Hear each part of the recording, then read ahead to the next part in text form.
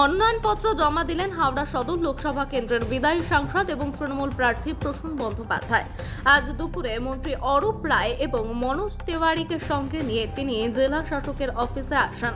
এদিন তিনি বলেন, প্রচারে যেখানেই যাচ্ছেন সাধারণ মানুষের থেকে সমর্থন পাচ্ছেন। সোমবার দাসনগরে অভিষেক বন্দ্যোপাধ্যায়ের মিছিলে 1 লক্ষ লোক হয়। বিজেপি তাদের নামে অপপ্রচার করলেও তাতে কোনো লাভ হবে না।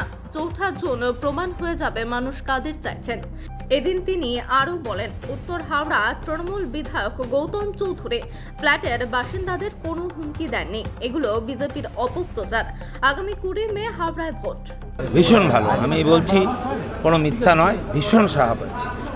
দেড় মাস হয়ে গেল আমাদের, মানুষের কাছে পৌঁছাচ্ছি সুন্দর করে, এবং যেটা খুব আনন্দের গর্বের, সবাই কিন্তু আমাদের সমর্থন দিচ্ছে। ভীষণ ভালো, কোনো অসুবিধা নেই। আমি দেখেছি যে ওপর থেকে আসছে, পাশ থেকে আসছে, আমরা প্রত্যেকটা জায়গায় যাচ্ছি, এটা একটা আনন্দের ব্যাপার। আমার মনে হয়, মনে হয় কি, আমাদের ওটা পার্টি নয়, আমাদের পরিবার একটা তৃণমূলের।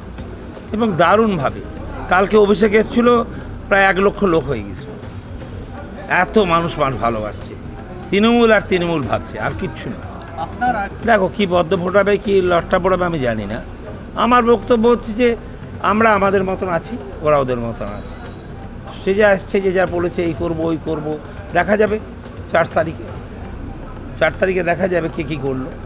আমরা চাই না নোংরামি করতে, এই কথাগুলো ওরা বলে, নোংরামি করে, চেঁচামেচি করে, আমার কাছে কোনো পয়েন্ট নেই। 2032,000 ভোটে হেরেছিল আমার কাছে, শ্রীপুরের কেন্দ্রের কাছে। এবার আবার দাদার কাছে লক্ষ লক্ষ ভোটে হারবে আমাদের বিজেপির প্রার্থী। না কেউ বলেনি, তুই কিছু মনে করিস না। আমি বলছি না, আমি বলছি this is not a character. এটা একদম পার্টি বিজেপি করছে সব। আমরা কোথাও জল দিইনি, কোথায় কি দিইনি, সারাদিনই দিচ্ছি তো। তাহলে লোকরা আমাদের ভালোবাসে কেন? এটা আমি মানতে পারছি না। Very much disappointed. এগুলো হয় না। আমরা দেখ, আমার কোনো গৌতম চৌধুরীর সাথে রাত দিন আমি যাচ্ছি, কিন্তু আমি কোথাও এরকম দেখিনি। এগুলো যা পারে যে পারে বলে ফেলে। আমি বলছি কোনো কারণ নেই। আপনাদের জল থেকে আরম্ভ করে আমাদের সব রকম ভালোভাবে আছে, মিথ্যা কথা বলছি না। চক্রান্ত করছে তো, সারাদিন চক্রান্ত, কিছু কাজ নেই তো, কিচ্ছু কাজ নেই, খালি ঘুরে বেড়াচ্ছে, হই করছে, লাফালাফি করছে, সব কিছু করছে। কিনি দাদা, আমরা দেখিনি, আমরা কোনো মন্তব্য করতে পারবো না। হ্যাঁ, ভিডিওটা দেখলে আমি পারবো, সত্যি বলছি, তোদের কাছে আমার মিথ্যা বলতে আসেনি, ভদ্রলোক আমরা।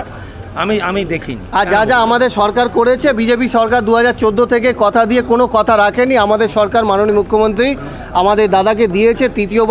4বার আমরা জয় হতে চলেছি, আর বিজেপিকে অনেক লক্ষ লক্ষ ভোটে হারাবো আমরা। ঠিক আছে, অসুবিধা নেই। হ্যাঁ, বাজে কথা বলছি। এবার বিজেপি কি করছে বলুন তো?